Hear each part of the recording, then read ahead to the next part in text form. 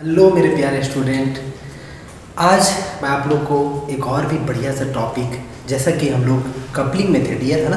Previous lecture में muff coupling already complete कर चुके हैं। उसका डिजाइनिंग बहुत ही मज़े में आसान तरीके से सारी चीज़ का डिजाइनिंग किए थे डियर, है ना। उसमें शाफ्ट का डिजाइनिंग, स्लीव का डिजाइनिंग और इटसेल्फ की का भी डिजाइनिंग, जो की इंसर्ट किया हुआ रहता है, सारे का डिजाइनिंग किए मफ कपलिंग में।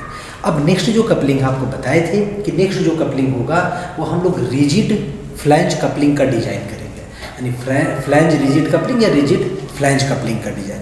फिर इसके बाद फ्लेक्सिबल कपलिंग, चूँकि आपको बता चुके हैं डियर कि कपलिंग जो होता है ना, वो कपलिंग क्या करता है, तो दो रोटेटिंग मेंबर को ज्वाइंट करने का काम करता है, कनेक्ट करने का काम करता है, ठीक है, परमानेंटली कनेक्ट करता है डियर। आप यदि इसको रिमूव करना चाहे, आप दोनों को अलग करना चाहे शाफ्ट को, तो बिल्कुल भी आपको डिसमेंटल करना होगा, कि इसको कपलिंग को डिसमेंटल करना होगा। After that you can separate this two shafts, है ना, ऐसा कर सकते हैं।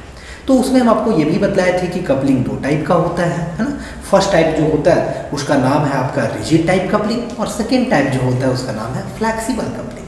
फ्लेक्सिबल कपलिंग जो होता है ना डियर, वो ज़्यादा बिल्कुल भी क्या कहते हैं, ज़्यादा मोस्ट यूज्ड वाला कपलिंग है। क्यों मोस्ट यूज्ड वाला है ये भी बतलाए थे, क्योंकि मोस्ट यूज्ड होने का कारण है उसका एक मिस अलाइनमेंट, थोड़ा बहुत यदि मिस अलाइनमेंट होगा, एक्सियल मिस अलाइनमेंट जैसे 5 mm का, वो बिल्कुल भी विदस्टैंड कर लेता है डियर, और साथ ही साथ एंगुलर मिस अलाइनमेंट लगभग 0.5 डिग्री तक भी विदस्टैंड कर लेता है, बियर कर लेता है। तो ये उसका एक बिल्कुल भी ब्यूटीफुल सा रिजल्ट जो है वो क्या करता है कि ज़्यादा, इसीलिए जो आपका फ्लेक्सिबल कपलिंग उसको हम लोग थोड़ा ज़्यादा मोस्टली यूज्ड कपलिंग है डियर, मोस्टली यूज्ड कपलिंग है। अब वो कपलिंग का एक और भी बढ़िया सा बात है डियर, बहुत ही ब्यूटीफुल सा रिजल्ट था कि फ्लेक्सिबल कपलिंग में ना जो आपका क्या रहता है लगा हुआ, तो ये बुश लगा हुआ रहता है, रबर बुश रहता है डियर, ठीक है। तो रबर बुश होता है ना, तो शॉक और जो वाइब्रेशंस, चूँकि मशीन में तो ये होना ही है, लाजमी है डियर, बिल्कुल भी। तो शॉक और वाइब्रेशंस को क्या करता है ना, एब्जॉर्ब करने का काम करता है। ये भी एक बेहतर सा रिजल्ट है उसमें।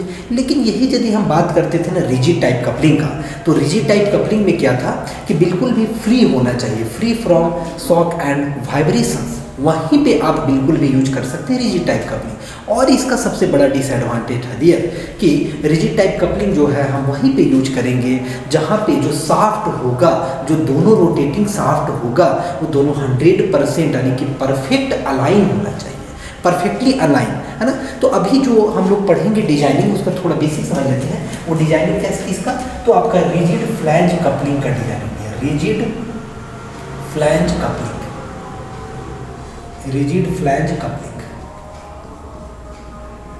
Rigid flange coupling.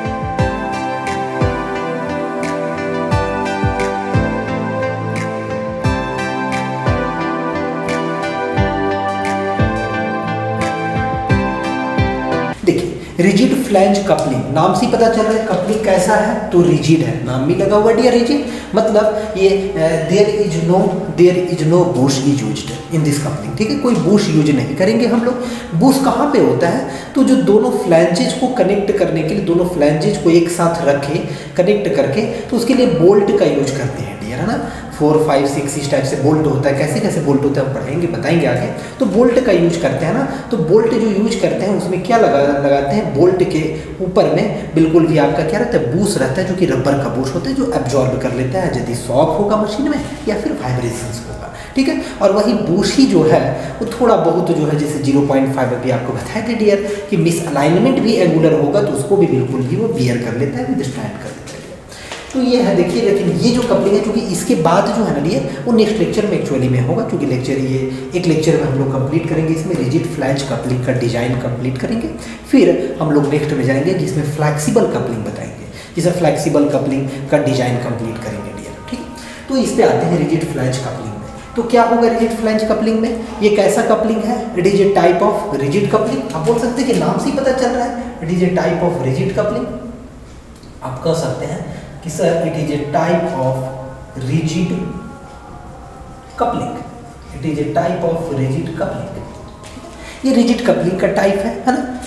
In this क्या होता है डियर? इन दिस टू है ना, two rigid in this two rigid flanges are used. देखिए क्या यूज करते हैं? फ्लैंजेज आर यूज्ड है ना, टू कनेक्ट, किसको कनेक्ट करने के लिए बाबू? To connect the two rotating shaft. देखिए दो रोटेटिंग शाफ्ट, तभी तो ये कपलिंग का यूज कर, नहीं तो मतलब ही नहीं था।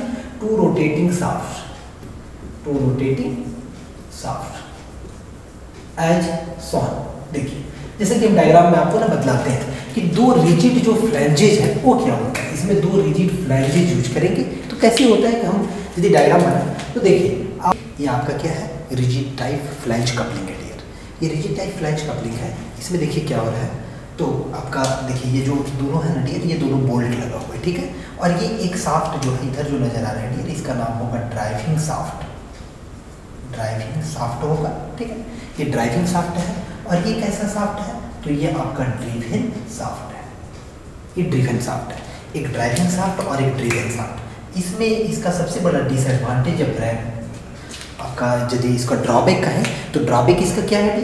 तो ये दोनों जो शाफ्ट है ना, ड्राइविंग और ड्रिवन, ये 100% अलाइन होना चाहिए, यानी परफेक्टली अलाइन होना चाहिए इसमें। अब जो ये नज़र आ रहा है ये वाला, इसी को बोलते हैं फ्लैंज। इसी को बोलते हैं फ्लैंज बोला जाता है ना। एक नीचे में फ्लैंज, ये यानी कि रॉड सा पूरा फ्लैंज है। और जो फ्लैंज है ना ये किस चीज़ का रहता है? तो कास्ट आयरन का रहता है। कास्ट आयरन जो कि दोनों को कनेक्ट कर रहा है, ठीक है। ये जो आपको नज़र आ रहा है ना डियर, ये कुछ और नहीं है, ये बोल्ट है, ठीक है। यहाँ भी जो नज़र आ रहा है ये बोल्ट है, ठीक है। ये बोल्ट से कनेक्टेड रहता है पूरा रॉड सा। ये जो फ्लैंज होगा ये कैसे होगा? देखिए अब ये वाला जो पोर्शन नज़र आ रहा है ना, इसी को बोलते हैं आपका, एक आपका स्पीगोट का पोर्शन। जैसे इसको आप देखें इतना ही को, तो देखिए ऐसा कोई दिख रहा है ना, ये वाला पोर्शन दिख रहा है ना ऐसा, ठीक है। तो इसी को बोलते हैं, जैसे इधर वाला पोर्शन को बोलते हैं स्पीगोट, स्पीगोट, ठीक है। और इधर वाला पोर्शन जो उठा हुआ दिख रहा है ना, इधर को बोलते हैं रेसिस। रेसिस बोलते हैं क्यों? क्योंकि क्या होता है ना, फ्लैंजेज में, एक फ्लैंजेज में जो कि ड्राइविंग शाफ्ट का तरफ का फ्लैंज है, उसमें स्पीगोट बना हुआ रहता है, मतलब थोड़ा गड्ढा जैसा होगा, स्पीगोट बना हुआ। और एक आपका जो है जो ड्राइविंग शाफ्ट के तरफ जो फ्लैंजेज है डियर, क्योंकि दोनों बिल्कुल भी सेपरेट होता है। देखिए ये लाइन से ना दोनों सेपरेट होगा, ये बोल्ट से दोनों को टाइट किया जाता है डियर, दोनों एक साथ नहीं, ये बिल्कुल भी ओपन होगा। तो आपका लेफ्ट साइड वाला अलग हो जाएगा और राइट साइड का फ्लैंज अलग हो जाएगा। और फिर दोनों शाफ्ट को ऐसे होने के बाद दोनों शाफ्ट को कनेक्ट करते फिर बोल्ट से जो है ना 4-5 बोल्ट से जो भी टाइट कर रहे थे, जो कि सामने से आपको 2 बोल्ट ऐसे नजर आ रहा है। और ये बोल्ट होगा चूंकि ये रॉड होगा ये, ठीक है। तो एक स्पीगोट और एक रेसिस का होता है, ताकि बिल्कुल भी जो है ना वो अलाइन जो हो वो बिल्कुल भी थोड़ा आपका क्या हो सके, मिस अलाइन ना हो सके। तो ये मिस अलाइनमेंट को रोकने के लिए स्पीगोट और रेसिस का डिजाइन किया जाता है dear, to prevent the misalignment. क्योंकि मिस अलाइन होगा तो ये काम नहीं करेगा, यानी कि क्या आ जाएगा इसमें वियर टियर होने का चांसेस जो होगा ना इसके बोल्ट में वो ज़्यादा होगा इन केस ऑफ मिस अलाइनमेंट। क्योंकि मिस अलाइनमेंट के लिए हम इसको यूज ही नहीं करते, 100% अलाइन होना चाहिए, ठीक है।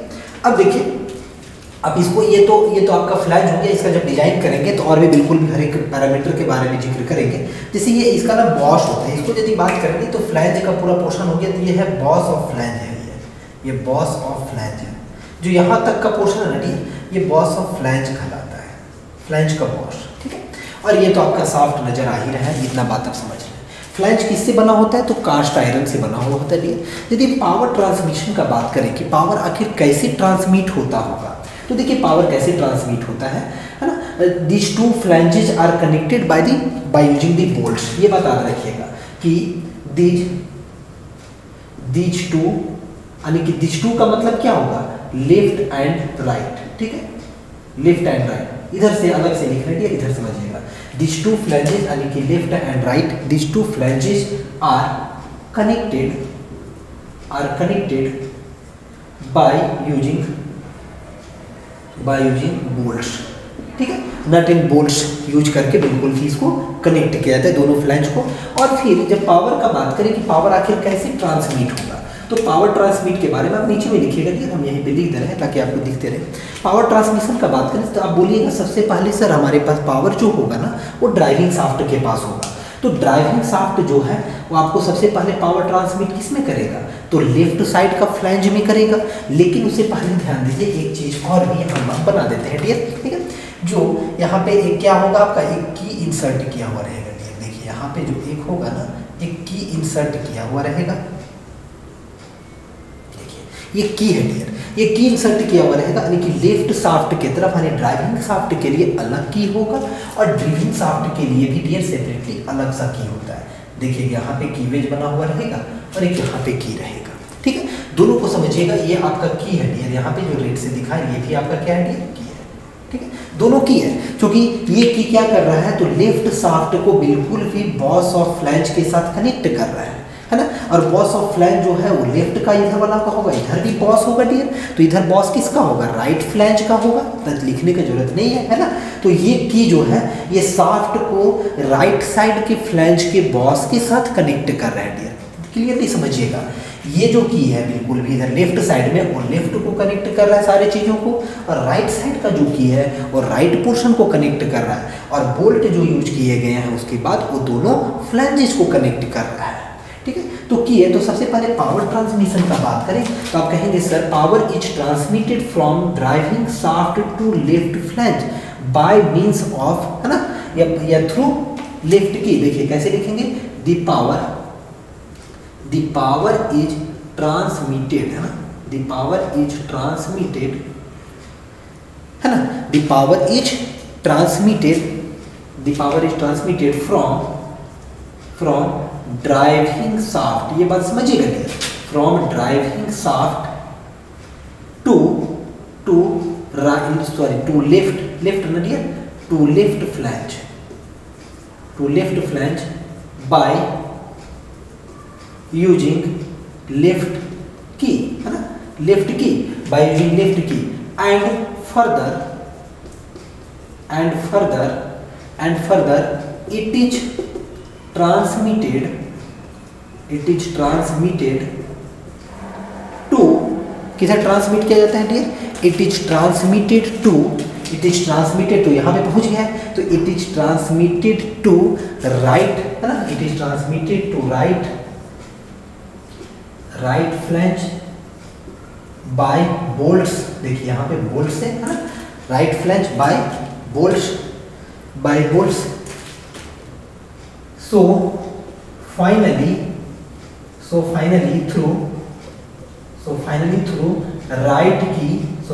through right key the power is, देखिए ये पूरा कॉन्सेप्ट समझिएगा, इसको इतना रटना नहीं है। the power is जो आपको दिख रहा है, the power is transmitted to driven shaft।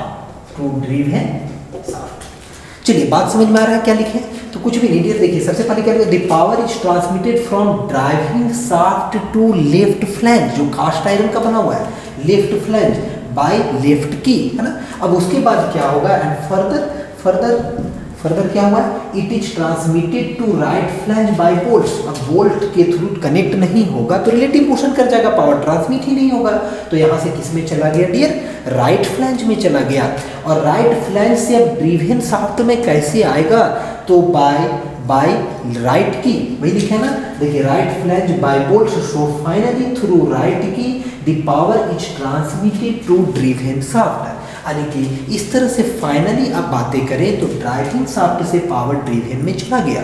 और यही तो काम ही था, हम चाहते ही थे जो कपलिंग यूज किए हैं बिल्कुल भी ये प्रिवेंट करे रिलेटिव मोशन आपस में, और जितना भी हमारे पास पावर हो, सपोज कीजिए कि हमारे पास पावर है 100 किलोवाट का, ठीक है, यानी कि ड्राइविंग शाफ्ट के पास जो पावर है, यानी इंजन जो पावर डेवलप कर रहा है, मोटर जो पावर डेवलप कर रहा है डियर, वो बिल्कुल भी मान लीजिए 100 आपका किलोवाट पावर डेवलप कर रहा है, तो 100 किलोवाट एकदम 100% ड्रिवन शाफ्ट को मिलना चाहिए। ये ऐसा नहीं कि कुछ लॉसेस वगैरह हो जाए, बिल्कुल भी लॉसेस ना हो, यानी 100 बिल्कुल भी ट्रांसफर हो जाना चाहिए, ट्रांसमिट हो जाना चाहिए। तो ये करने के लिए क्या करना पड़ेगा, एक आपको फ्लैंज यूज करना पड़ेगा, वेल्डिंग करेंगे तब भी ये पॉसिबिलिटी है। लेकिन प्रॉब्लम वेल्डिंग करने से क्या होता है, ऑलरेडी मेरे प्यारे बच्चे सब लोग समझ चुके हैं, ठीक है। अब देखिए इस यदि इस फ्लैंज का बात करेंगे तो इस फ्लैंज में कहीं भी हम आपको ये नहीं बताए डियर कि कहीं पे रबर का बुश यूज किया गया, बिल्कुल भी कहीं रबर का बुश यूज नहीं किया गया, ठीक है, क्योंकि ये रिजिड फ्लैंज कपलिंग है डियर, रिजिड फ्लैंज कपलिंग है ना, रिजिड फ्लैंज कपलिंग।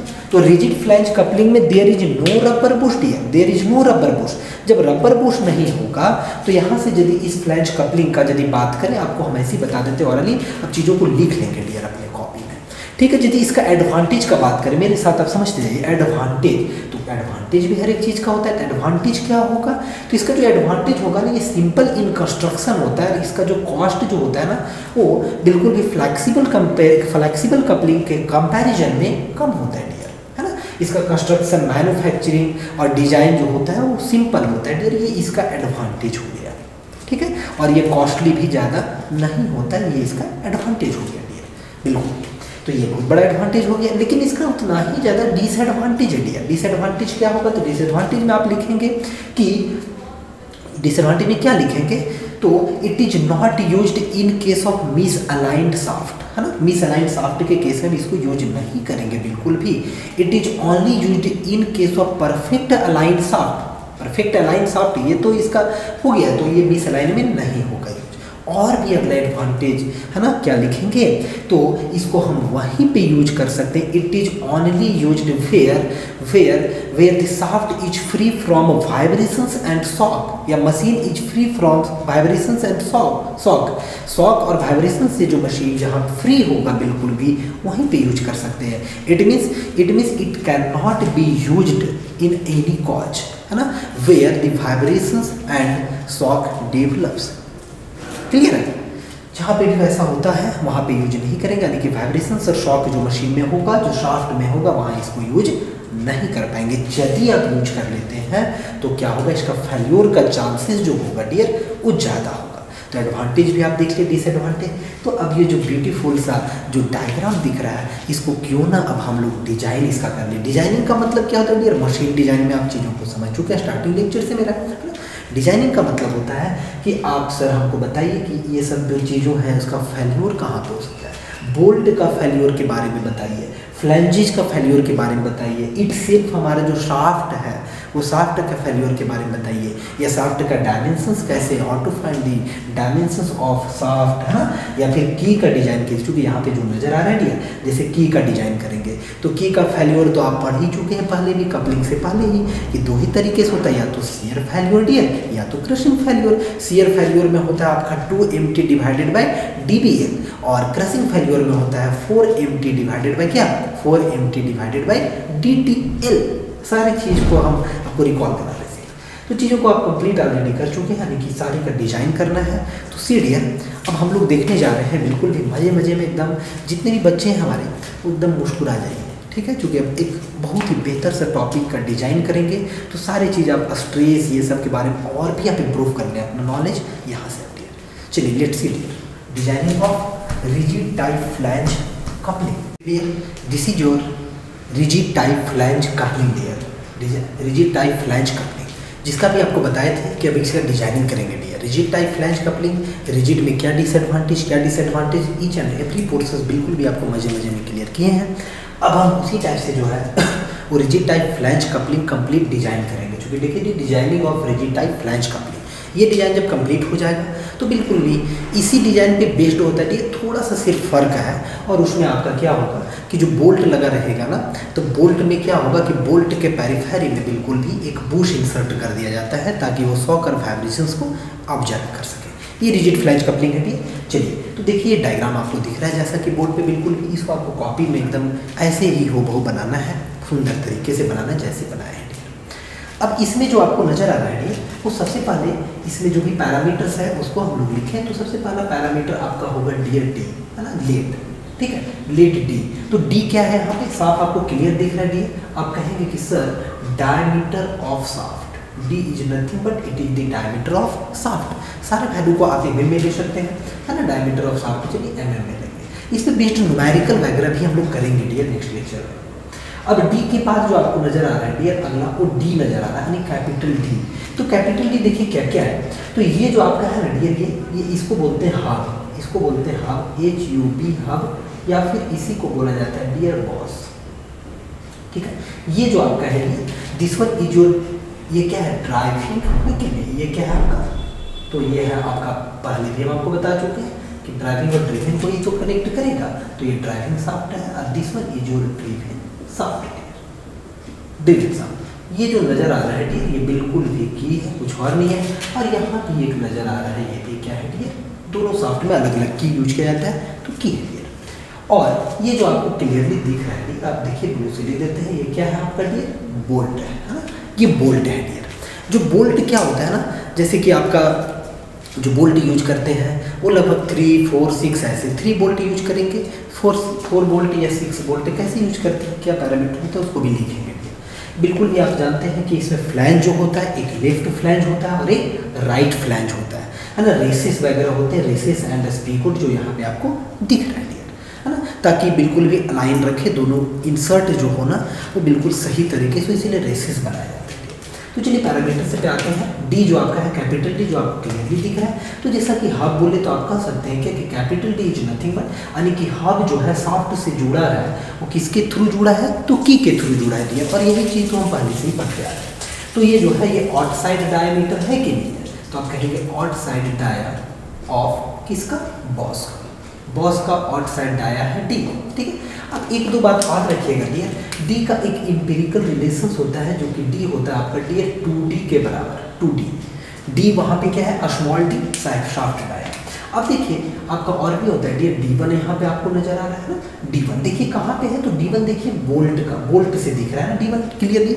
तो D1 जो होता है वो डायमीटर होता है, किसका डायमीटर होता है, तो बोल्ट सर्कल का, diameter of bolt circle, dia of bolt circle, bolt circle का डायमीटर होता है। अब बोल्ट सर्कल का डायमीटर का मतलब क्या होगा, क्योंकि ये तो राउंड होगा ना, शाफ्ट राउंड होगा, ये भी तो राउंड में बोल्ट लगा होगा, तो उसका जो डायमीटर होगा उसी को बोलते हैं डाया ऑफ बोल्ट सर्कल, यानी बोल्ट्स के सर्कल का, बोल्ट का एक सर्कल में रहेगा ना 4-5 जो भी, तो बोल्ट सर्कल का डायमीटर डियर।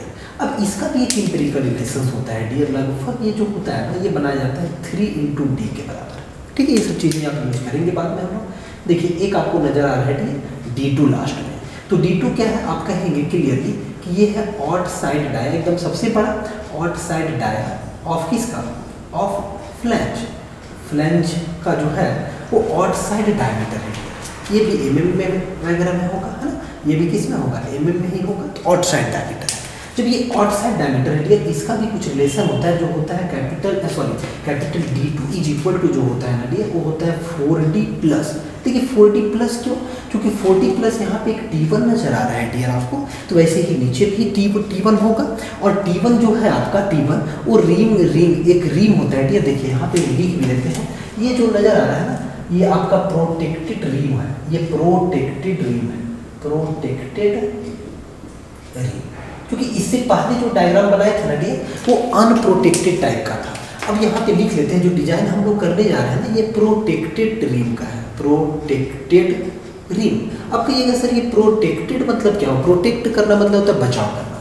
देखिए बोल्ट जो होता है ना डियर, वो बोल्ट कवर अप किया हुआ रहता है, यानी प्रोटेक्ट में रहता है, तो इसीलिए इसको प्रोटेक्टेड, कुछ खास चीज़ें इसमें फर्क नहीं पड़ता है।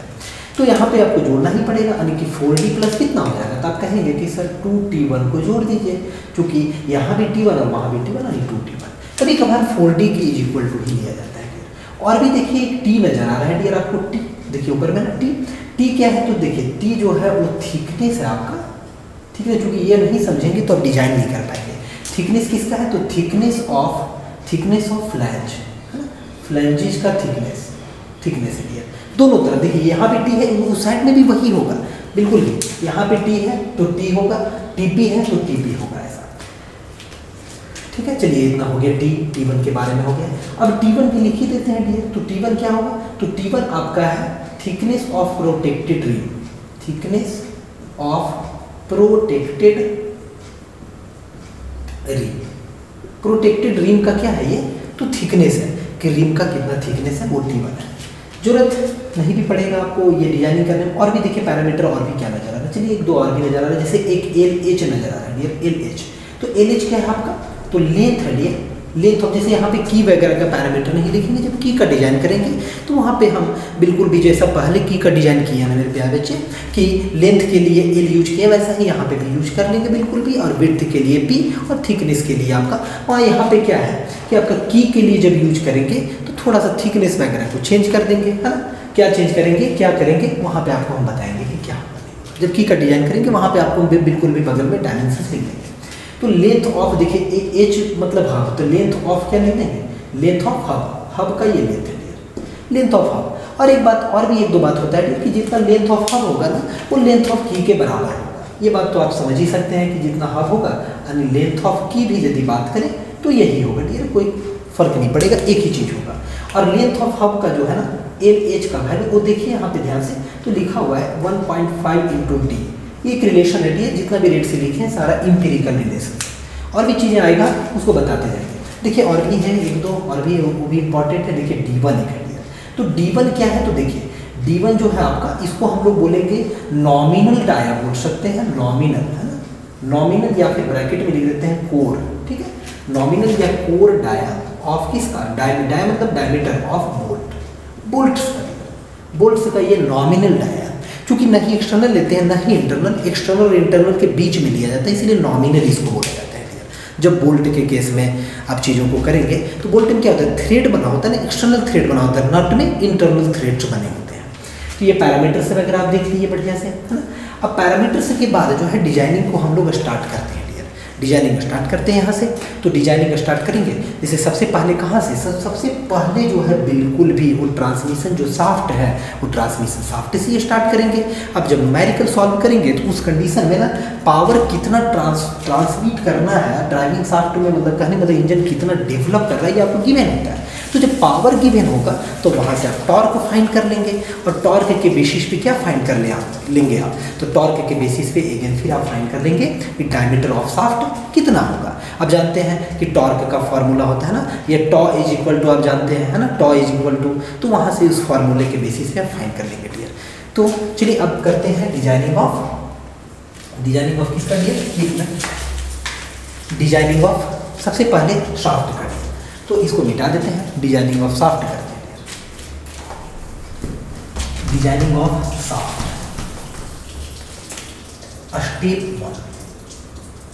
स्टेप वन में क्या होगा, तो डिजाइनिंग ऑफ शाफ्ट या फिर डिजाइनिंग ऑफ शाफ्ट। देखिए डिजाइन हम लोग शाफ्ट का करेंगे, दूसरे चीज़ों को नहीं देखेंगे। देखिए डिजाइन ऑफ शाफ्ट में क्या होगा, पी का, अब जानते हैं पी जो होगा, ये पी का वैल्यू जो होगा ये यहाँ पे क्या होगा, गिवन होगा, जो कि पी हम जो लिखे हैं यहाँ पे तो पी लिखे हैं पावर के लिए, ठीक है, पावर। सपोज कीजिए कि किलोवाट गिवन है, या वाट में कैसे थी, तो पावर जब गिवन होगा डियर तो आप जानते हैं कि पावर बराबर जो होता है ना, so power is equal to कितना होता है, देखिए पी पावर के लिए यूज कर रहे हैं, तो पावर इज इक्वल टू कितना होता है, टॉर्क क्रॉस ओमेगा, यानी कि आप लिख सकते हैं 2 पाई एल, है ना, डिवाइडेड बाय कितना 60, और इनटू क्या लिख सकते हैं टी, ये लिख सकते हैं बिल्कुल भी आप ना, क्योंकि ओमेगा इज इक्वल टू क्या होता है 2 पाई एन अपॉन 60 होता है, और ओमेगा रेडियन पर सेकेंड में, ओमेगा किस में रहेगा, ये बात आप एकदम समझ लीजिए सभी लोग, रेडियन पर सेकेंड में। एन जो यहाँ पे यूज किए हैं वो RPM में यूज किए हैं, RPM का मतलब रिवोल्यूशन पर मिनट, ठीक है। और आपका टी जो है डियर, वो टी क्या है आपका, तो टी है यहाँ पे जो यूज किए हैं टॉर्क है या फिर ट्विस्टिंग मोमेंट है, ट्विस्टिंग मोमेंट का वैल्यू, टॉर्क या ट्विस्टिंग मोमेंट, जो कि टॉर्क और ट्विस्टिंग मोमेंट जो है ना वो जनरली आपका गिवन होता है। यदि हम इसका बात करें यहाँ के लिए तो ये होगा आपका न्यूटन mm में होगा, न्यूटन mm में, ठीक है। तो मान लीजिए यहाँ पे न्यूटन mm में लेंगे तो और भी डेटा जो आएगा उसी के अकॉर्डिंग आएगा, ठीक है, उसी के अकॉर्डिंग डेटा आएगा। या फिर आप इसको जैसे भी मान लीजिए स्टैंडर्ड यूनिट ले लें तो न्यूटन मीटर होगा कि नहीं होगा, न्यूटन मीटर में, चलिए उसको तो चेंज करने का प्रोसेस आप चीज़ों को तो समझते हैं, तो न्यूटन मीटर में। अब यहाँ से यदि टॉर्क का वैल्यू आप फाइंड करें तो टॉर्क इज इक्वल टू कितना निकलेगा, देखिए आप कहेंगे कि sir torque is equal to जो निकलेगा वो निकलेगा P, है ना, P into 60 divided by 2 pi n, यही तो निकलेगा। अब यहाँ से देखिए कि ये न्यूटन में लिखे हैं, न्यूटन मीटर में, यदि मान लीजिए ये आएगा किस में, न्यूटन मीटर का बात है, तो ये न्यूटन चूंकि न्यूमेरिकल भी साथ में आपका चूंकि यहीं से हो रहा है कि न्यूमेरिकल में यही सब दिक्कत आता है, डियर यूनिट वगैरह का, तो न्यूटन मीटर में लिखे। अब पावर किस में, किलो वाट में, तो ये तो आता आपका ना किलो न्यूटन में आता, तो 1000 से यहाँ पे क्या कर देंगे, 1000 से मल्टीप्लाई। क्योंकि पावर देखिए ध्यान दीजिए क्यों किए हैं मल्टीप्लाई, पावर जो लिए हैं वो किलो वाट में, तो वाट में चेंज करने के लिए, यानी वाट मतलब क्या होगा, जूल, यानी वहाँ पे आएगा न्यूटन आएगा, न्यूटन आएगा, तो इसीलिए ऐसा किया। तो यहाँ से टॉर्क का वैल्यू आपका फाइंड हो गया, बिल्कुल भी टॉर्क का जो भी है न्यूटन मीटर में फाइंड हो गया, ठीक है। या फिर आप ऐसे भी कर सकते हैं कि अब न्यूटन मीटर में निकला, उसको आप 10⁻³ से मल्टीप्लाई कर देंगे, तो टॉर्क का जो वैल्यू यहाँ से निकल जाएगा, ये उसको आप यदि 10⁻³ से मल्टीप्लाई कर देंगे, तो 10⁻³ से जब मल्टीप्लाई कर देंगे तो क्या हो जाएगा, ये टॉर्क का वैल्यू किस में हो जाएगा, न्यूटन mm में हो जाएगा। समझ में आ रहा है, ये बात आप समझिएगा। टॉर्क का जो भी वैल्यू यहाँ से फाइंड होगा उसको आप 1 से मल्टीप्लाई कर देंगे तो न्यूटन mm में कन्वर्ट हो जाएगा।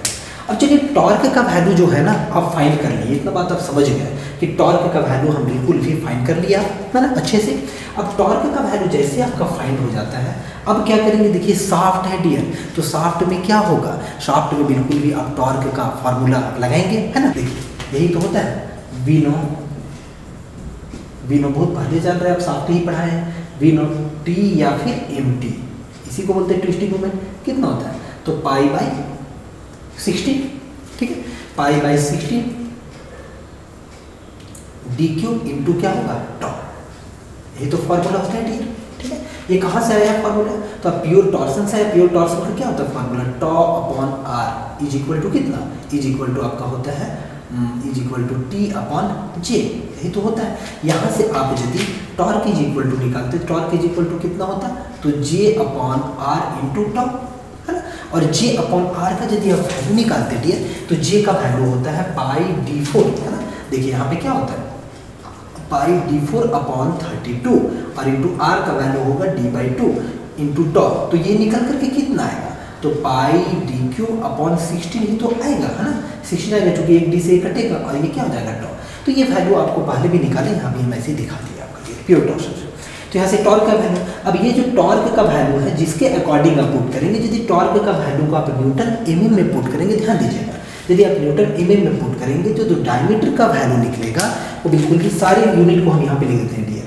टॉर्क का वैल्यू मान लीजिए आप पुट किए हैं न्यूटन mm में, है ना, और ये भी जो वैल्यू पुट किए हैं, टॉ मतलब क्या होता है डियर, तो टॉ का मतलब है शियर स्ट्रेस, सब बात बताया हुआ है, और शियर स्ट्रेस का क्या होता है, न्यूटन mm² में है, सपोज दिया हुआ, रेट से रिलेटेड दिए।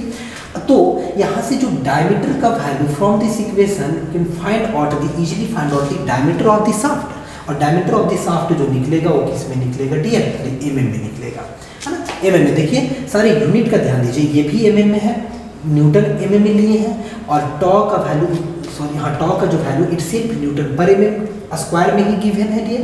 तो यहाँ से जो निकलेगा वो d का वैल्यू जब आप फाइंड करेंगे तो किस में निकलेगा, mm में ही निकलेगा। ये बात उम्मीद करते हैं कि आप अच्छे से एकदम समझ रहे होंगे, यानी कि स्टेप नंबर 1, क्योंकि स्टेप नंबर 1 नहीं क्लियर होगा, इस डायमीटर का यूज होगा डियर। अभी आपको बताया था एम्पिरिकल रिलेशन कि d = 2 × d, अरे तो डायमीटर यदि ये गलत निकाल दीजिएगा, ये डायमीटर गलत निकल जाएगा, हाफ का आउटसाइड डायमीटर, है ना, तो कुछ और भी स्टेप आपका रॉन्ग हो जाएगा। या चेक आप करेंगे इंड्यूस कितना हुआ, परमिशिबल कितना था, वहाँ भी आप रॉन्ग कर सकते हैं। d1 का निकालेंगे, d2 का, देखिए यहाँ पे LH का वैल्यू जो कि लेंथ ऑफ हब होता है, देखिए ज़्यादातर वैल्यू जो है वो डायमीटर ऑफ शाफ्ट पे डिपेंड कर रहा है कि कितना डायमीटर है। यदि आप इसको रॉन्ग करेंगे तो सारी चीज़ें आपका रॉन्ग हो जाएंगी। अब इसके बाद जो है वो हम लोग करेंगे step number 2, design of hub, design of hub. देखिए स्टेप 2, अब क्या होगा, शाफ्ट का हो चुका है डिजाइन, तो अब करेंगे डिजाइन ऑफ हब या फिर बॉस का डिजाइन या फिर हब का डिजाइन करेंगे। तो आप यहाँ पे देख पा रहे हैं, हम लिखे भी थे कैपिटल D जो डायमीटर है वो हब का डायमीटर है, वो हब का डायमीटर है। यानी हब कैसा होगा, तो आप बोलेंगे सर हब जो होगा ना वो हब आपका कैसा होगा डियर, तो एक आपका क्या होगा, डिस्क जैसा होगा कि नहीं होगा, और ये जो डायमीटर होगा ये स्मॉल d है कि नहीं, और ये जो डायमीटर है डियर, ये वाला डायमीटर, ये चूंकि हब तक ही कंसीडर किए हैं तो ये डायमीटर कितना होगा, आप बोलेंगे सर कैपिटल D होगा ये डायमीटर, ठीक है। तो हब कैसा होगा, एक सर्कुलर रिंग जैसा होगा, ये हब वाला पोर्शन होगा नहीं, ये हब का पोर्शन होगा कि नहीं, ये हब का पोर्शन होगा। तो हब का जब डिजाइन करेंगे इस कंडीशन में क्या होगा आपका, तो बिल्कुल भी हब में भी चूंकि की से ज्वाइंट है तो हब में भी आपका टॉर्क ट्रांसफर होगा कि नहीं। तो हब में जो टॉर्क का वैल्यू लिखेंगे वो कितना लिखेंगे, तो टॉर्क इज इक्वल टू या फिर M T is equal to, जो कि हम लोग जानते हैं, तो वी नॉ करके लिखेंगे, वी नॉ। अभी फॉर्मूला देखें तो कितना, पाई बाई 16 ना। लेकिन यदि हॉलो होगा तो हम ड्राइव ऑलरेडी कर चुके हैं, तो साफ्ट का आप जो भी है साफ्ट का डिजाइन वहाँ पे आप जाए प्रीवियस लेक्चर में और चीज़ों को देखें, बार बार एक ही चीज़ नहीं हो सकता। देखिए क्या होगा, डी क्यू होगा, है ना, कैपिटल डी का आपको, और याद रखिएगा 1 माइनस होता है small D upon capital D का पावर 4, और ये बन जाएगा। ऐसा होता है डियर, चूँकि आपको हम मदद कर रहे हैं बस इतना ही कि आप एक बार जो है डी का वैल्यू जो है कैपिटल डी के लिए निकाल लीजिए और माइनस कर दीजिए स्मॉल डी के लिए, जो भी कॉमन में अगर आता है उसके बाद जो भी बचेगा वैल्यू वो टॉर्क हो जाएगा, जो आपका हैश किया हुआ एरिया, चूँकि रिंग जैसा है। यहाँ से और भी आप इसको कर सकते हैं, पाई बाई 16 डी क्यूब, है ना, और 1 माइनस के टू दी पावर 4, क्योंकि के का वैल्यू जो होता है ना, के is the ratio of small diameter divided by capital diameter, ये होता है। तो यहाँ पे आप के टू दी पावर 4 लिख सकते हैं। तो यहाँ से टॉर्क निकल गया। अब देखिए यहाँ से क्या हुआ बेनिफिट आपका, तो इससे आप ये कर सकते हैं डियर कि टॉर्क का वैल्यू तो पिछली इक्वेशन से आप पावर के बेसिस पे निकाल लिए, यदि पावर आपका गिवन था तो आप टॉर्क निकाल लिए। तो टॉर्क यहाँ पे यदि आप पुट करेंगे तो कैपिटल डी का वैल्यू आप बिल्कुल भी इस इक्वेशन से फाइंड कर सकते हैं डियर। या फिर दूसरा तरीका, अच्छा सवाल इसमें एक और ही देखिए, मल्टीप्लाई लिखिए, इसमें क्या होगा मल्टीप्लाई, टॉ भी तो होगा, है ना, टॉ भी मल्टीप्लाई होगा, जो कि हब में कितना टॉ इंड्यूस हो रहा है, यानी कि ये जो टी एच होगा, देखिए यहाँ पे हम यहाँ भी होगा टी एच होगा, ठीक है, टॉ एच क्या है, तो देखिए शियर स्ट्रेस इंड्यूस्ड, देखिए सेम भी हो सकता है, शियर स्ट्रेस इंड्यूस्ड इन हब मटेरियल, हब के मटेरियल में कितना शियर स्ट्रेस इंड्यूस हो रहा है। वो हो सकता है कि आपका जो साफ्ट के मटेरियल में हो और हब के दोनों सेम दिया हो, जब क्वेश्चन में सेम दिया हो तो हम सेम वैल्यू को पुट कर देंगे यहाँ पे। तो आप देखिए टी का वैल्यू मान लीजिए डियर कि टी का वैल्यू जो होगा वो नोन होगा, समझिए आप चीज़ों को, टी का वैल्यू नोन होगा फ्रॉम प्रीवियस स्टेप, एक बात समझिए, फ्रॉम प्रीवियस स्टेप, क्योंकि आसान तरीके से हम आपको बताने की बात की है। और देखिए क्या होगा यहाँ पे, और आप बिल्कुल भी यूज कर सकते हैं कैपिटल डी का वैल्यू भी, एम्पिरिकल रिलेशन जो कि 2 इंटू डी होता है, ये भी डी का वैल्यू प्रीवियस यूज कर सकते हैं। प्रीवियस वाला स्टेप में आप डी निकाल चुके हैं ऑलरेडी डी, है ना, तो यहाँ से यूज कर लेंगे और स्मॉल डी तो निकाल ही गया। अब देखिए यहाँ से क्या होगा, जब आप फाइंड करेंगे तो आप निकाल पाएंगे यहाँ पे क्या, टॉ एच का वैल्यू आप यहाँ से निकालेंगे। यदि टॉ एच का वैल्यू जो है वो टॉ एच का वैल्यू जो आप निकालेंगे, है ना, ये वाला वैल्यू देखिए रेड से लिख रहे हैं, ये वैल्यू जब आप कैलकुलेट करेंगे और टॉ एच का जो वैल्यू आएगा डियर, यानी कि हब में इंड्यूस स्ट्रेस जो ये इंड्यूस, है ना, इंड्यूस्ड स्ट्रेस का वैल्यू यदि डियर आपका क्या आ जाएगा, लेस देन आ जाएगा जो टॉ का वैल्यू परमिशिबल गिवन था, टॉ एच का वैल्यू हब के लिए क्वेश्चन में यदि मान लीजिए गिवन था, है ना, परमिसिबल, और ये कंडीशन यदि आ जाए तो आप कहेंगे आवर डिजाइन इज सेफ, यानी कि ये क्या होगा डियर, तो सेफ डिजाइन कहलाएगा। तो स्टेप 2 में आप चेक कर सकते हैं फेल्योर ड्यू टू, है ना, failure due to shear stress, है ना, आप चेक कर सकते हैं, वी कैन चेक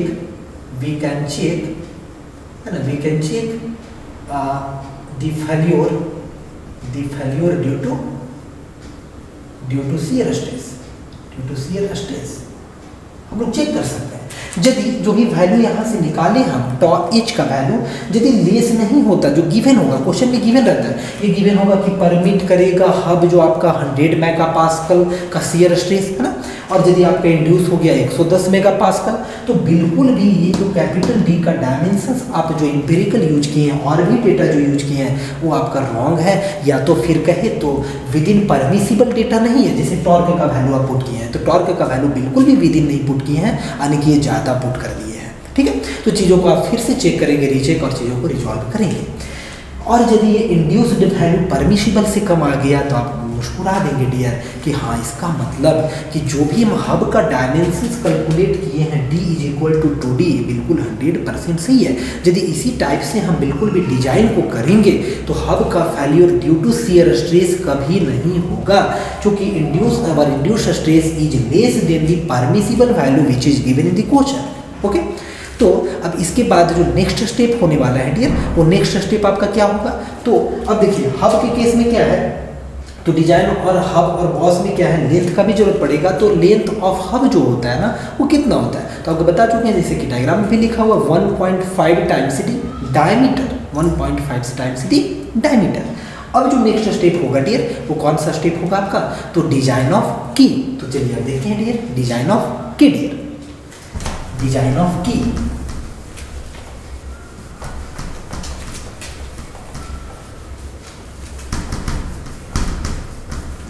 देखिए step 3, step number 3, step by step पढ़ेंगे, आपसे बताए थे ये है ना।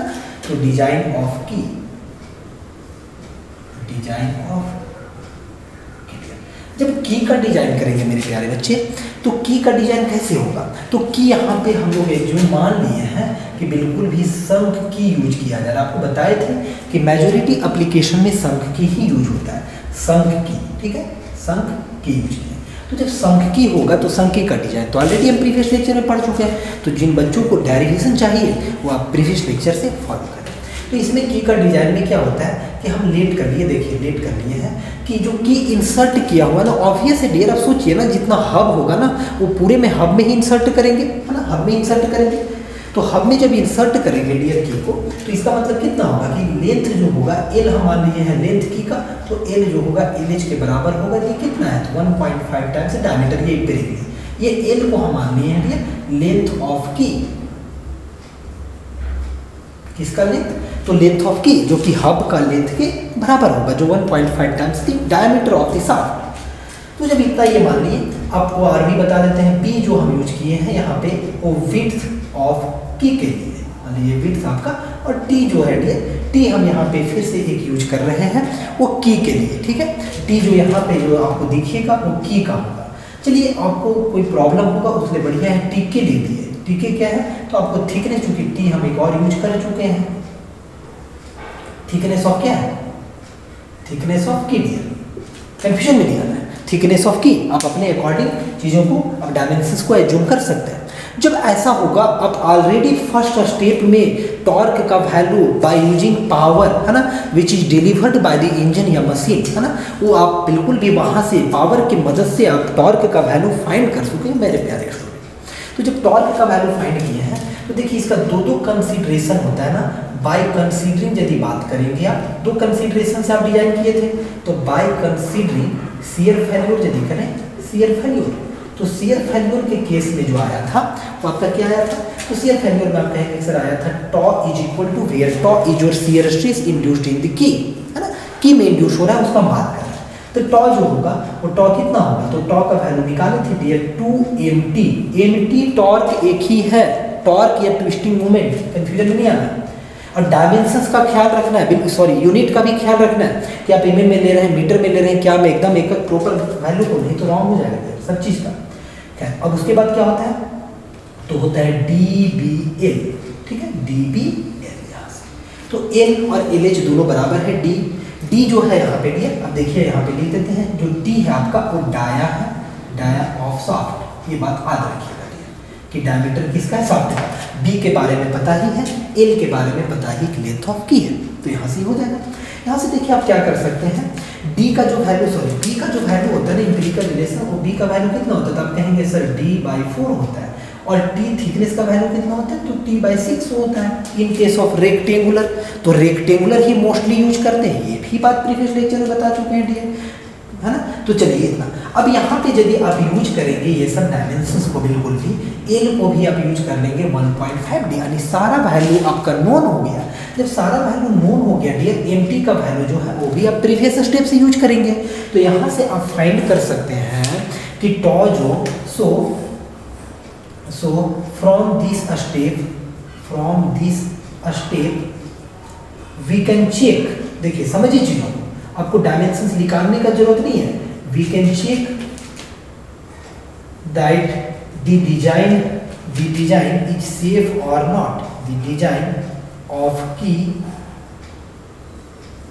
According to shear is safe, है ना, is safe or not, safe है कि नहीं आप ये चेक कर सकते हैं मेरे प्यारे स्टूडेंट। अब यहाँ से कैसे चेक करेंगे, तो देखिए टॉ जो आप इंड्यूस निकाले हैं, टॉ जो आप इंड्यूस्ड निकाले हैं वो क्या यदि आपका आ जाए लेस, जो टॉ आपका परमिसिबल है, जो टॉ आपका परमिसिबल है, बात समझ में आ रहा है।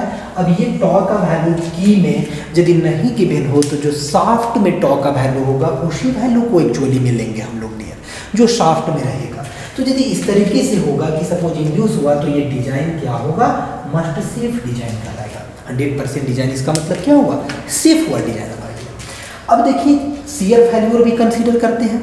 अब इसके बाद जो होता है ना एक और फेल्यूर हम लोग कंसीडर करते हैं, उसका कौन सा फेल्यूर, क्रशिंग फेल्यूर भी कंसीडर करते हैं, तो उसका भी वैल्यू दिया रहेगा। चलिए तो अब हम इसको इरेज करते हैं और आपको बताते हैं कि क्या होता है।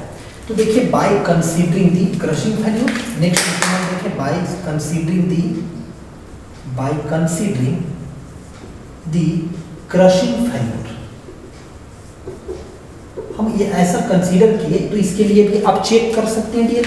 तो बाय कंसीडरिंग दी क्रशिंग फेल्यूर जब बातें करेंगे तो सही बच्चे जानते हैं क्रशिंग स्ट्रेस का जो वैल्यू होता है वो 4mt है ना, 4mt, ठीक है, 4mt डिवाइडेड बाय कितना, dTm, ये बात सभी लोग जानते हैं।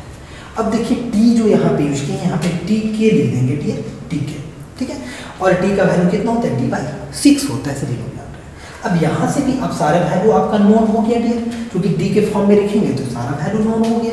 तो यहाँ से भी आप निकाल सकते हैं फॉर सेफ डिजाइन, है ना, फॉर सेफ डिजाइन क्या होगा, for safe design sigma c must be less than. अब चीज़ों को समझिए मेरे प्यारे student, sigma c must be less than sigma c के, देखिए इसको सी के भी लिख सकते हैं, सी के मतलब क्रशिंग, ये क्या परमिसिबल से जो सिग्मा सी के जो इंड्यूस हुआ है, इंड्यूस्ड वो कम होगा तो डिजाइन कैसा होगा, शेप होगा।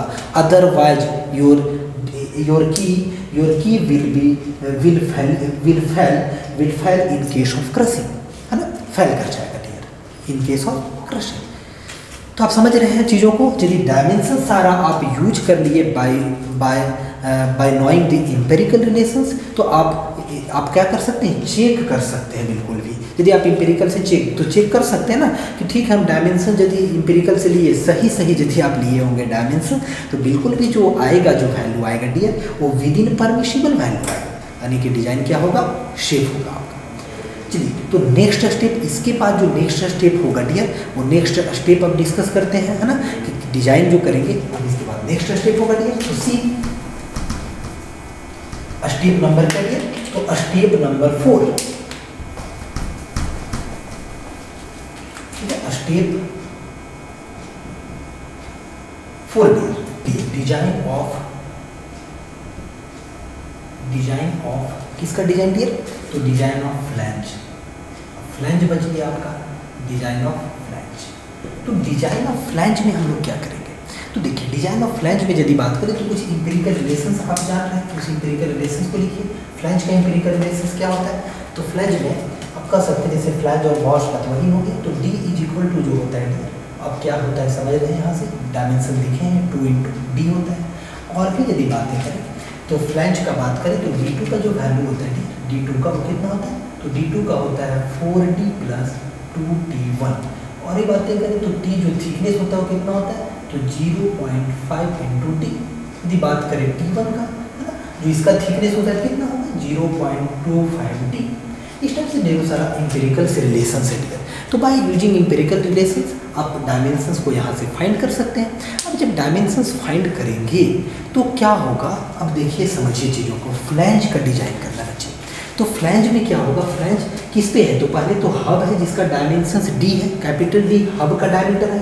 अब हब के ऊपर जो है फ्लैंज माउंटेड दिख रहा है, एक्चुअली में हब उसके साथ ही अटैच होता है, वेल्डिंग होता है उसके साथ, हब और फ्लैंज का पोर्शन। तो यदि हम हब के जंक्शंस पे बात करें तो क्या इंड्यूस होगा, है ना, इन द जंक्शंस ऑफ, देखिए समझिए, in the junction of hub, the shear stress induced, देखिए in the junctions of hub the shear stress is induced. देखिए ध्यान से, ये जंक्शंस पे डियर, हब मतलब कैपिटल डी, यानी यहाँ जंक्शंस का बात कर रहे हैं, तो यहाँ पे बिल्कुल भी फ्लैंज में क्या होगा, shear stress इंड्यूस होगा। यानी इस पोर्शन का बात कर रहे हैं, जो ये पोर्शन है ना, ये आपका यहाँ वाला पोर्शन, तो इसका बात कर रहे हैं डियर। यहाँ तक हब है आपका, और इधर फिर फ्लैंज का पोर्शन यानी उसके साथ अटैच है चोरी में। यदि इस डायग्राम का बात करें बच्चे, तो देखिए यहाँ पे जंक्शन का बात करें यानी कैपिटल डी के पास, तो shear stress इंड्यूस होगा। तो आप देख पा रहे हैं रियली ये जब रोटेट करेगा ना, क्योंकि रोटेट कर रहा है कंटिन्यू, तो वहाँ से वो बिल्कुल भी shear ऑफ हो सकता है। तो shear stress जब इंड्यूस होगा, तो यदि आपसे पूछा जाए कि आखिर कितना shearing एरिया होगा, show the shearing area will be, show the shearing area, बताइए shearing एरिया कितना होगा डियर। तो आप कहेंगे कि सर shearing एरिया जो होगा ना, यहाँ का जो shearing एरिया, देखिए हम एक डायग्राम से आपको समझाने की कोशिश करते हैं। देखिए ऐसा कुछ है डियर, पहले हम इधर डायग्राम बना देते हैं, कुछ इस टाइप से है, इनको समझिए, ठीक है। और सॉरी, ये वाला पोर्शन है डियर, ये आपका ऐसा है कुछ है इस टाइप से, यहाँ से ये हो गया, सिंपल तरीके से भी आप एक बार समझें। तो यहाँ से आप देखें ध्यान से, तो ये तो डायमेंशन आपको मालूम है डियर कि टी है, लिखा हुआ है टी, देखिए टी लिखे भी है ना, टी तक ही लेंगे, वो टीपी वाला वैल्यू नहीं लेंगे डियर, क्योंकि वो प्रोटेक्टेड रिम का है। और यहाँ से जो इधर का डायमेंशन दिया हुआ था डियर, ये कितना दिया हुआ है, कैपिटल डी दिया हुआ है, ये हब वाला पोर्शन है, ये फ्लैंज वाला। तो यहाँ से जो होगा डियर, देखिए ये पोर्शन से ये बिल्कुल भी क्या होगा, यही आपका shear रीजन है, shear रीजन है, जैसा कि आप बार बार बताते थे shear रीजन। ये क्या होगा, यहाँ से टूट जाएगा। तो जब यहाँ से टूटेगा तो ये कैसा होगा, यहाँ पे बिल्कुल भी एक सॉलिड है ना, ये तो सॉलिड है, ये तो सर्कल जैसा बनाएगा तो एक सॉलिड बनाएगा। तो हम सिर्फ एक तरफ वाला बात करेंगे, दोनों साइड तो कंसीडर ऐसे भी नहीं करना है ना। जैसे टी देखे थे, की वगैरह बारे में, तो एक ही साइड का इधर भी कंसीडर कर सकते, दोनों साइड एक जैसे यूनिफॉर्म होगा, तो एक साइड का कंसीडर करेंगे, यानी कि shear ऑफ होगा यहाँ से। तो एरिया का जब बात करेंगे तो एरिया कितना होगा, तो एरिया तो सबसे पहले निकालने के लिए यहाँ का सर्कमफेरेंस और साथ ही साथ टी से क्या कर देंगे, मल्टीप्लाई। चीज़ों को समझ रहे हैं आप, यहाँ का बिल्कुल भी सर्कमफेरेंस होगा डियर। जैसे कि इसको हम और भी एक डायग्राम से दिखाने की कोशिश करें, तो देखिए समझिए आप, ऐसा होगा कुछ, एक आपका ऐसा दिखेगा, ये आपका होगा, है कि ये यहाँ से यहाँ तक जो हुआ डियर, ये यहाँ से यहाँ क्या होगा, कैपिटल डी, और ये जो पोर्शन है यहाँ पे निकालना है आपको, तो इसका सर्कमफेरेंस और थिकनेस जो है, ये टी थिकनेस इतना से मल्टीप्लाई कर देंगे, क्योंकि ये वाला पोर्शन ही आपका जो होगा, ये रीजन का यदि बात करें तो यही रीजन जो आपका होगा डियर, यानी ये रॉन्ड सा पूरा रीजन, ये पूरा रॉन्ड सा रीजन का बात हो रहा है डियर, ये पूरा रॉन्ड सा, ठीक है, एक प्रोजेक्टेड नहीं, यही होगा shearing एरिया। तो shearing एरिया कितना होगा, तो आप कहेंगे सर पाई इंटू डी, तो सर्कमफेरेंस हो गया पाई इंटू डी, और उसमें क्या मल्टीप्लाई कर देंगे, टी से multiply, pi into D into T, तो ये आपका shearing एरिया हो गया। ये कॉन्सेप्ट जो है डियर, इस कॉन्सेप्ट को समझने के लिए, जैसा कि हम एकदम स्टार्टिंग टाइम में मशीन डिजाइन के बेसिक जब बता रहे थे, तो आपको बताए थे, आपको पंचिंग shear के कॉन्सेप्ट बताए थे, और फिर आप स्ट्रेंथ ऑफ मटेरियल में भी तो पंचिंग shear का ही कॉन्सेप्ट। तो shearing एरिया जब आपको पता चल गया, तो यदि आपसे पूछा जाए लोड के बारे में कि shearing लोड कितना होगा, जैसे देखिए इसको इरेज करते हैं डियर, अभी shearing लोड तो आप बता सकते हैं क्या, इसलिए लोड ड्यू टू shear भी आप लिख सकते हैं, ऐसे भी लिखे तो ज़्यादा बेहतर होगा, लोड ड्यू टू shear। तो shear लोड या लोड ड्यू टू shear एक ही बात है। तो आप कहेंगे कि सर इसमें जो होगा वो ऑब्वियस है कि shearing एरिया आप मल्टीप्लाई करेंगे, क्योंकि स्ट्रेस इज इक्वल टू होता है स्ट्रेस लोड बाय एरिया, तो लोड इज इक्वल टू क्या होगा, shearing एरिया इनटू, है ना, इनटू इसे मल्टीप्लाई करेंगे क्या, shear स्ट्रेस इंड्यूस्ड, है ना, shear स्ट्रेस इंड्यूस्ड इन किस में, हब में, कि हब में कितना shear स्ट्रेस इंड्यूस हो रहा है उसको मल्टीप्लाई कर देंगे। अरे सारे का shear स्ट्रेस सेम दिया रहेगा तो सब में सेम पुट कर देंगे। तो यहाँ पे यदि shearing एरिया का बात करें तो shearing एरिया तो पर आप देख लिए ना, कितना पाई डी इंटू टी, और shearing स्ट्रेस इंड्यूस को हम मान लिए टॉ एच, मतलब कि ये टॉ एच। अब हो सकता है कि टॉ का वैल्यू जो सॉफ्ट में हो रहा है उतना ही यहाँ भी इंड्यूस हो, तो बिल्कुल भी सेम मान लेंगे, फिर tau is equal to tau h. लेकिन क्या होता है, हब में अलग से गिवन होगा डियर, तो हम यहाँ पे टॉ एच पुट करेंगे, याद रखिएगा शियरिंग स्ट्रेस इंड्यूस्ड इन हब है ना, नोटिस।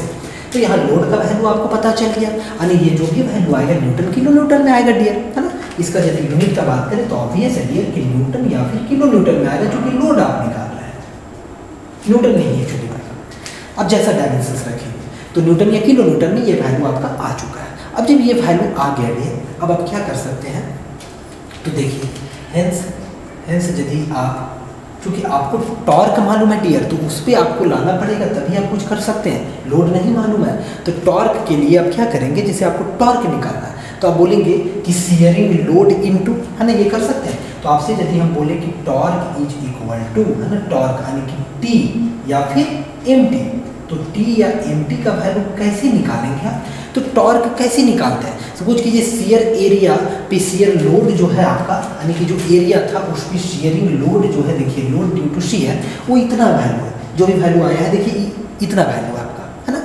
तो ये वैल्यू है, यानी कि शियरिंग लोड को, यानी load into perpendicular distance from axis of rotation by torque होता है। तो आप हम यहाँ पे कह सकते हैं क्या कि load due to shear, load due to shear concept को समझिए, और इसमें यदि हम मल्टीप्लाई कर दें, इसमें मल्टीप्लाई कर दें कितना से, चूंकि हब के पास हुआ है ना, हब के पास हुआ है ना, देखिए यहाँ पे हुआ है ना, ये हब के पास ना, तो हब का यानी कि हब का डायमीटर का डिवाइडेड बाई 2, तो हब का डायमीटर t है और डिवाइडेड बाई कितना लिखेंगे 2, चूंकि क्या होगा एक्सिस ऑफ रोटेशन से कितना होगा d/2 ही तो होगा, और हब के पास शियर फेल्योर कंसिडर किए हैं।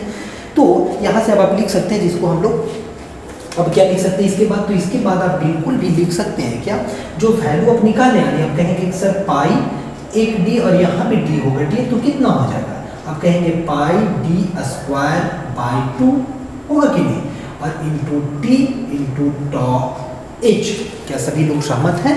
देखिए एक डी ऑलरेडी था डियर, यहाँ पे ये वैल्यू को इस जगह पे पुट किए तो बिल्कुल भी D into D, D square हो गया, और T here T is your thickness, है ना, थिकनेस किसका, थिकनेस, तो टी जो है वो थिकनेस ऑफ फ्लैंज, इस बात को मत भूलिएगा। टी अब वहाँ पे टी के यूज किए थे की के लिए, तो थिकनेस ऑफ फ्लैंज है यहाँ पे, ये डायमेंशन गड़बड़ नहीं होना चाहिए, थिकनेस ऑफ फ्लैंज, ठीक है। तो थिकनेस ऑफ फ्लैंज यहाँ पे रखेंगे, यानी ये वैल्यू आ गया। अब यहाँ से देखिए क्या होगा, यानी कितना वैल्यू आया है, तो टॉर्क का जो वैल्यू आया है वो टॉर्क का वैल्यू देखिए, इस इक्वेशन को हम घेर देते डियर और यहाँ से हम समझाते हैं आपको। यहाँ से देखिए अब ये टॉर्क का जो वैल्यू है ना डियर, ये फर्स्ट स्टेप से आपको पुट करना है। टॉर्क इज इक्वल टू कितना निकाले थे, अरे torque is equal to P into 60 divided by 2πn, तो वहाँ से अब टॉर्क का वैल्यू बिल्कुल भी, वहाँ से अब पावर के टर्म में जो वैल्यू निकल के आया है उस वैल्यू को यहाँ पे पुट कर दे, जो पावर के टर्म में निकल करके आया है। अब वहाँ से जब टॉर्क का वैल्यू आप पुट कर, चूँकि टॉर्क तो उतना ही ट्रांसमिट होगा ना, सब एक दूसरे से रिलेटेड ही है, सब एक दूसरे से अटैच है, तो जब अटैच होगा तो टॉर्क तो अलग अलग होगा नहीं, जो सॉफ्ट में होगा वही हर एक इक्विपमेंट में होगा, हर एक पार्ट्स में होगा मशीन का, सारे कनेक्टेड है बिल्कुल भी रिजिडली डियर। तो टॉर्क का वैल्यू वहाँ से पावर के टर्म में जो आया है वहाँ से लिख लें यहाँ पे, है ना। अब देखिए डायमीटर कैपिटल डी का वैल्यू जो है इंपेरिकल रिलेशन से 2d से लिख सकते हैं, टी का वैल्यू भी इंपेरिकल यूज कर सकते हैं, इसीलिए शुरुआत में लिखे, मुस्कुराइए मेरे प्यारे बच्चे। तो यहाँ से क्या हम टॉ एच नहीं निकाल सकते हैं क्या, and here the tau h is your induced shear stress in hub, है ना, induced shear stress in hub. अब जब इंड्यूस्ड शियर स्ट्रेस हब में आप निकाल लेंगे तो by using the empirical relations as given above, ठीक है। तो जब हब में इंड्यूस्ड स्ट्रेस आप निकाल लेंगे प्यारे बच्चे, तो यदि आपका जो गिवन वैल्यू होगा, परमिशिबल वैल्यू होगा हब के लिए गिवन होता है डियर, तो उससे यदि ये वैल्यू लेस आएगा तो आप बोलेंगे, मजा लेंगे, आप कहेंगे कि बिल्कुल भी हमारा जो डिजाइन हुआ हब का, जो हम डिजाइन करें, सॉरी फ्लैंज का, वो फ्लैंज का जो फ्लैंज के लिए जो भी डायमेंशंस यूज किए हैं by using the empirical relations, वो 100% करेक्ट यूज किए हैं, क्योंकि our induced shear stress in hub material is less than the given permissible value of shear stress for the hub material. Okay, तो जहाँ भी जैसा भी दिया रहेगा, मान लीजिए कि हब में जो शियर स्ट्रेस है वो सॉफ्ट में जितना हो रहा था उतना ही दिया हुआ है, तो उसी का वैल्यू को पुट करेंगे, उसी से हम चेक करते जाएंगे, कंपेयर करेंगे। तो देखिए फॉर सेफ के लिए क्या होगा, अब लास्ट में लिख लीजिएगा इफ, है ना, यहाँ पे लिखेंगे इफ टॉ एच जो होगा इंड्यूस, है ना, टॉ एच इंड्यूस ये लेस देन होगा टॉ एच आपका क्या, परमिसिबल, PER का मतलब परमिशिबल। तो डिजाइन क्या होगा डियर, तो डिजाइन जो होगा आपका 100% सेफ डिजाइन होगा। प्लीज लीजिएगा कि in this case our design is safe. ठीक है, अब यहाँ तक उम्मीद करते हैं कि आपको अच्छे समझ में आ रहा होगा। अब लास्ट जो आपका बच रहा है डियर, तो कॉन्सेंट्रिक सर्कल में आपका जो है बोल्ट है डियर, बोल्ट है, नंबर ऑफ बोल्ट है। यहाँ पे आपको ऊपर नीचे दो ही दिख रहा है, प्लेनर डायग्राम है, लेकिन क्या होगा ये राउंड सा होगा डिस्क डियर, तो बोल्ट बोल्ट बोल्ट बोल्ट इस टाइप से होगा। नहीं, फ्लैंजेस बिल्कुल भी एक दूसरे से अटैच होंगे बाय यूजिंग द बोल्ट। तो बोल्ट यहाँ पे होगा तो बोल्ट का इट सेल्फ डिजाइन करेंगे। बोल्ट में भी फेल्योर होगा, आप समझिए जब ये रोटेट करेगा कंटिन्यूअसली, तो रोटेशन के टाइम में क्या होगा, देखिए ये रोटेट कर रहा है, आप समझिए, तो रोटेशन में क्या होगा, एक टेंजेंशियल फोर्स भी एक्ट करेगा। वैसे ही हर एक बोल्ट पे एक टेंजेंशियल फोर्स एक्ट करेगा, जो कि बोल्ट को क्या कर सकता है, जो दोनों जुड़ा हुआ है बिल्कुल भी बोल्ट से टाइट, ये बोल्ट का ही यहाँ पे शियर ऑफ होने का चांस है। बोल्ट दो टुकड़े में डिवाइड हो जाए और एक टुकड़ा बच जाए आपका लेफ्ट वाला आपका फ्लैंज में, और एक टुकड़ा बच जाए राइट वाला फ्लैंज में, और दोनों शाफ्ट अलग हो जाएगा डियर ड्यूरिंग पावर ट्रांसमिशन। समझ में आ रहा है? तो ये बात आप इतना बात है समझिए। देखिए रिजिड फ्लैंज कपलिंग पढ़ना है डियर, इसका एक और बेनिफिट है कि ये जो है मैक्सिमम जहाँ पे पावर ट्रांसमिशन जो है ज़्यादा का जरूरत होता है, यहाँ पे हम रिजिड टाइप का यूज करते हैं जनरली। ठीक है, रिजिड फ्लैंज कपलिंग। खैर, तो अब नेक्स्ट जो हम लोग डिजाइन करेंगे इसी टाइप से मजे में, वो किसका, designing of bolt, designing of bolt. Step number 5, step number 5 में किसका डिजाइन करेंगे, तो स्टेप नंबर 5 में होगा design of bolt itself, bolts का जो बोल्ट यूज किए हैं उसका डिजाइन। तो उसका डिजाइन कैसे होगा, थोड़ा यहाँ पे देखते हैं। जैसे देखिए ये आपका साफ्ट हो गया, ये साफ्ट हो गया, और ये मान लेते हैं कि ये आपका क्या है, ये हब हो गया। ठीक, ये हब हो गया, और ये लास्ट में जो है आपका डियर, ये आपका क्या है, यानी कि यहाँ पे बात करें, देखिए ये आपका साफ्ट है, ये आपका साफ्ट है, जो कि साफ्ट क्या हो रहा है, सपोज कीजिए कि साफ्ट जो है इस डायरेक्शन में ऐसा रोटेट कर रहा है, रोटेट कर रहा है। ठीक है, तो जब साफ्ट रोटेट करेगा इसका, तो क्या होगा, मान लेते हैं कि इसमें बोल्ट लगे हुए हैं, जैसे कि यहाँ पे बोल्ट लगा हुआ है डियर, ऐसा सपोज कीजिए। ठीक है, मान लेते हैं 4 बोल्ट लगा हुआ है, मान लेते हैं कि 4 बोल्ट इसमें लगा हुआ है। अब थोड़ा सा रिलेशन देखते हैं, जैसे कि एन जो है नंबर ऑफ बोल्ट है, एन इज इक्वल टू 3 होगा यदि आपका साफ्ट का डायमीटर जो है ना वो लेस देन लगभग हो लेस देन 40 mm। ठीक है, डाया लेस देन 40 mm होगा, तो आपका एन इज इक्वल टू 4 होता है। यदि डायमीटर का वैल्यू ना ग्रेटर देन हो आपका 40 mm और लगभग 100 mm से छोटा होता है mm। ठीक है, और एन का वैल्यू लगभग 6 होता है। यदि डायमीटर एक ये रिलेशन है, यदि आपका 100 mm होगा और लेस देन हो 180 mm। तो ये बात याद रखिएगा। एन जो है यहाँ पे डियर वो नंबर ऑफ बोल्ट्स के लिए यूज किया है, नंबर ऑफ बोल्ट्स।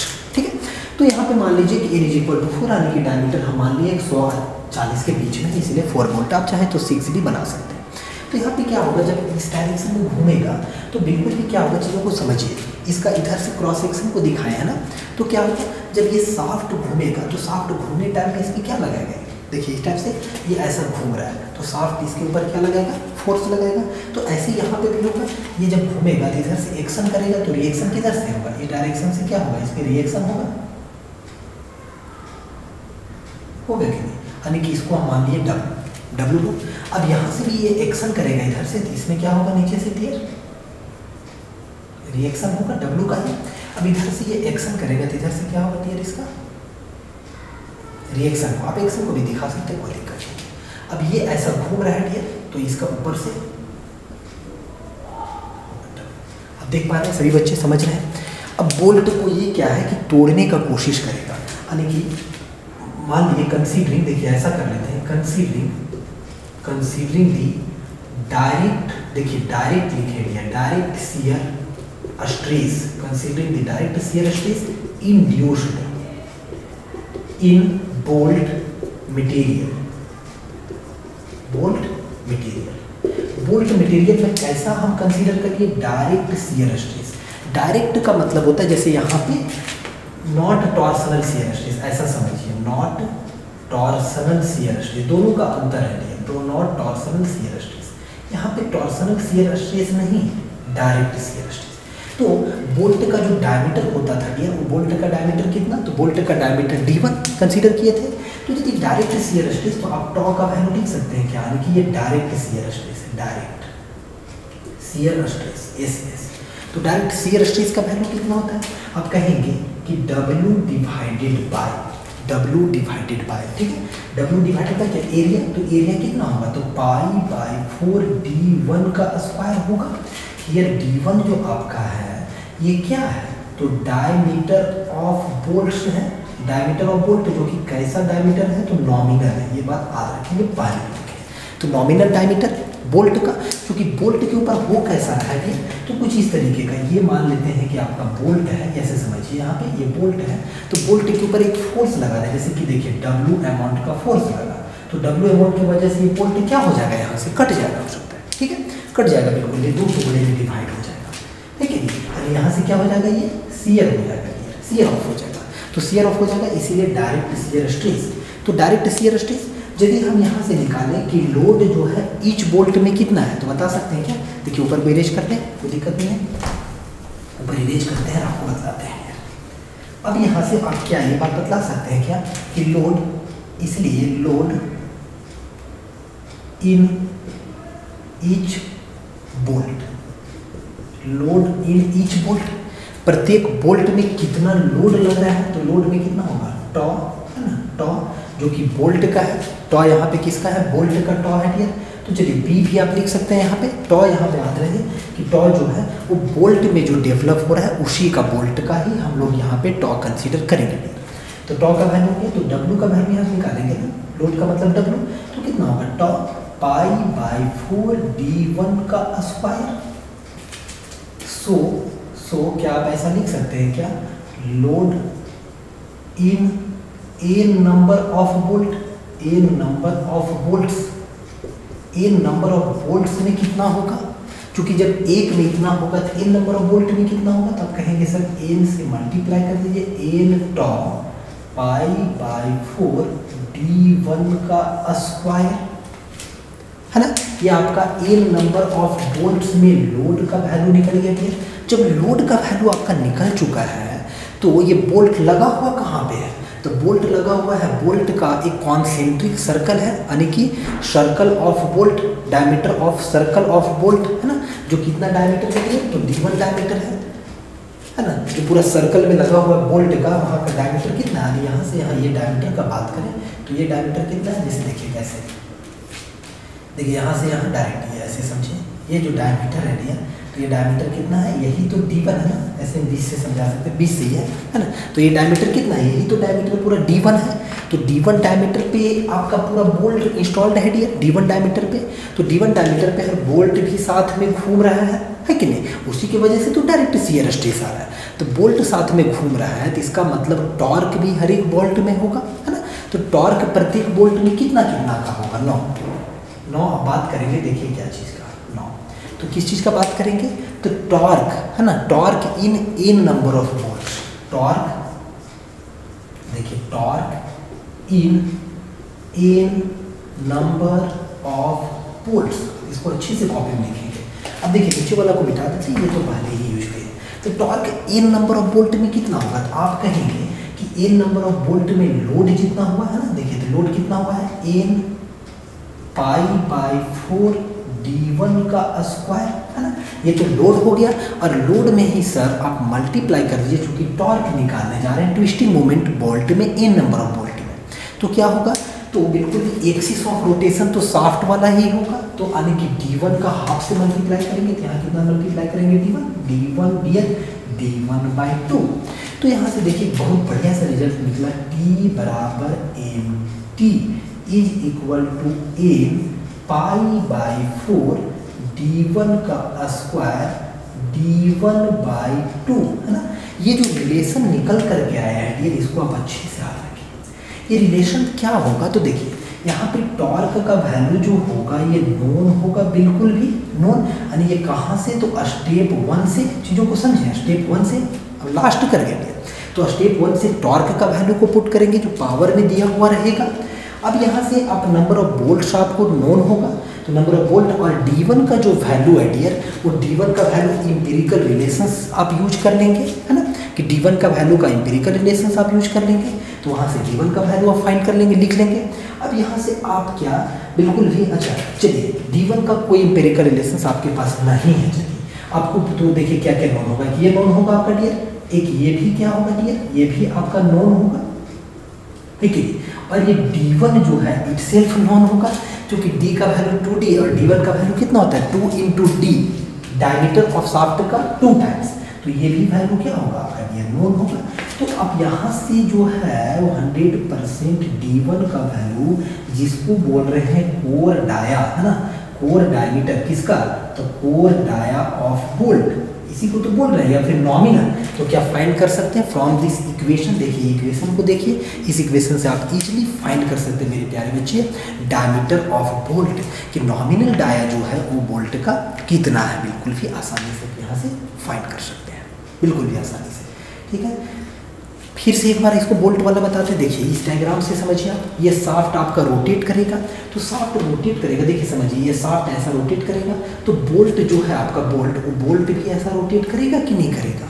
तो बोल्ट जब रोटेट करेगा उसको हम ये वाला जो डायग्राम है इसको ऐसे प्रोजेक्ट करके दिखाएं, तो यहाँ प्लेन में जब दिखाए तो ये बोल्ट होगा, जैसे देखिए इसको आप समझिए ऐसे ही बोल्ट होगा, यहाँ भी ऐसे ही बोल्ट होगा, ऐसे निकला हुआ, तो ये जब घूमेगा ना, तो घूमेगा तो देखिए जब घूमेगा तो बिल्कुल भी आप घूमने टाइम में सोचिए ये बोल्ट के ऊपर क्या लगाएगा, एक फोर्स लगाएगा, जैसे ये बोल्ट है सपोज आपका, तो यहाँ पे क्या लगाते हैं, एक फोर्स लगाता है कि नहीं, इधर से चूंकि ये रोटेट करेगा पूरा, तो इसके ऊपर फोर्स लगाएगा, तो फोर्स लगाएगा तो इसके अंदर क्या इंड्यूस हो जाएगा, डायरेक्ट शियर स्ट्रेस, हो सकता है कि फोर्स लगाते दोनों को तोड़ दें, है ना, क्योंकि फोर्स जो आपको दिख रहा है क्रॉस सेक्शन के पैरेलल दिख रहा है। यदि इसका हम क्रॉस सेक्शन का बात करेंगे, जैसे ये बोल्ट होगा, बोल्ट का क्रॉस सेक्शन सर्कुलर है कि नहीं है, सर्कुलर है, और इधर से आपका लगा रहा है, देखिए है ना, देखिए अभी डब्लू को देखिए, डब्लू जो बना हुआ है, तो डब्लू को आप देख रहे हैं आप रिएक्शन जैसा एक रिएक्शन, तो डब्लू क्या कर रहा है, इसका जो क्रॉस सेक्शन है उसका पैरेलल है कि नहीं, टेंजेंशियल है कि नहीं, तो यानी कि टेंजेंशियल जब होता है तो शियर स्ट्रेस डेवलप होता है, तो हम यहाँ पे एज्यूम कर लिए या कंसीडर कर लिए कि शियर स्ट्रेस हो रहा है, लेकिन डायरेक्ट शियर स्ट्रेस हो रहा है, नॉट टॉर्सनल शियर स्ट्रेस।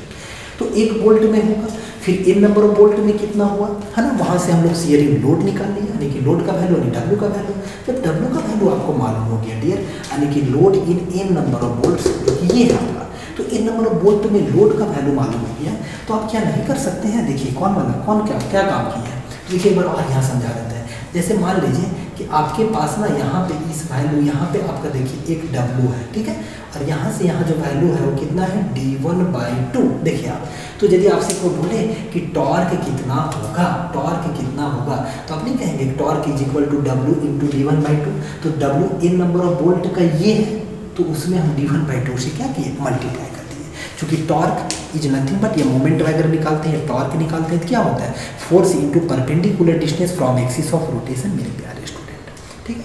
तो इस टाइप से जो है वो फाइनली जो है वो हमारा रिजिड फ्लैंज कपलिंग जो है वो कंप्लीट हो गया dear. Rigid flange coupling complete कर दिए, रिजिड फ्लैंज कपलिंग का एडवांटेज डिसएडवांटेज हर एक चीज़ को कवर किया है। अब नेक्स्ट लेक्चर में डियर हम इसी टाइप से एकदम उम्मीद करेंगे कि आप खुशी खुशी बैठे रहेंगे और समझेंगे मेरा लेक्चर को, जो कि हम पढ़ाएंगे फ्लैक्सिबल कपलिंग। यदि आप रिजिड फ्लैंज कपलिंग समझ गए होंगे सभी लोग, तो फ्लैक्सिबल कपलिंग जो है वो समझना आसान है, क्योंकि इसमें कुछ न्यू नहीं होगा डियर, थोड़ा बहुत न्यू होगा, जैसे कि आपका बुश लगा हुआ रहेगा, रबर बुश, तो उसका न्यू होगा, तो वहाँ पे कुछ बैंडिंग का कॉन्सेप्ट आएगा, तो उस चीज़ को हम लोग समझेंगे डियर। सो डियर, आप दोस्तों के साथ वीडियो को पूरा रायता की तरफ फैला दीजिए, मुस्कुराते हुए मेरे साथ पढ़िए मिलजुल करके, है ना। So thank you for watching dear.